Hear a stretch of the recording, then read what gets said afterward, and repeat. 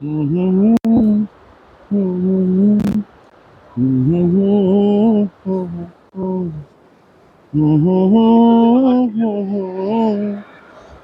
লা লা লা লা লা। সাগরে আসলে মনটা ভালো হয়ে যায়। সাগরের জন্য মন ভালো করার একটি অধ্যায়। আল্লাহ সুবহানাহু ওয়া তাআলার কাছে শুকরিয়া জানাই। আল্লাহ সুবহানাহু ওয়া তাআলা এই সাগরকে সৃষ্টি করেছেন এই পৃথিবীর ভারসাম্য রক্ষা করার জন্য। অনেকদিন পরে আসলাম, সাগর যেন কি যেন বলছে আমাকে। আর অনেক সময় এই সাগর পাড়ে আসলে প্রেমের উচ্ছ্বালটা বেড়ে যায়।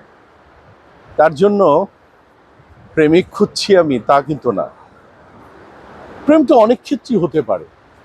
নিজের সাথেই তো নিজে প্রেম করতে পারি, আমি ভালোবাসতে পারি। এই যে সাগরের পানিগুলি অনবরত শব্দ করে যাচ্ছে ওর মতো করি, যেন আল্লাহ সুবহানাহু ওয়া তাআলা যেভাবে ওকে তৈরি করতে বলেছে, শব্দ করতে বলেছে, সেই শব্দটাই করে যাচ্ছে।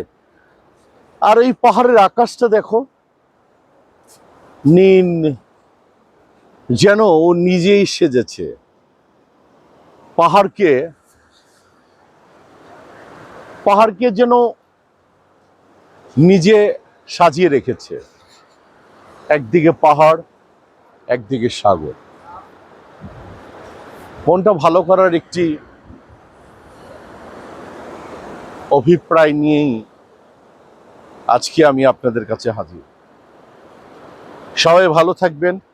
প্রতিদিন একটা ভালো করে কাজ করবেন, নিজের ফ্যামিলিকে দেখবেন, নিজেকে ভালোবাসবেন, আপনার সন্তানকে ভালোবাসবেন, এবং হ্যাঁ, আপনার পৃথিবীতে সবচেয়ে বড় শব্দের নাম হচ্ছে মা, তারপরে বাবা।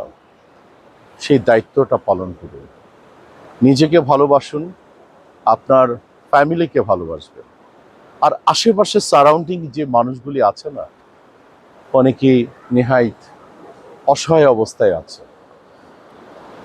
আসুন না, সবাই একটু হেল্প করি, সাহায্যে এগিয়ে আসি।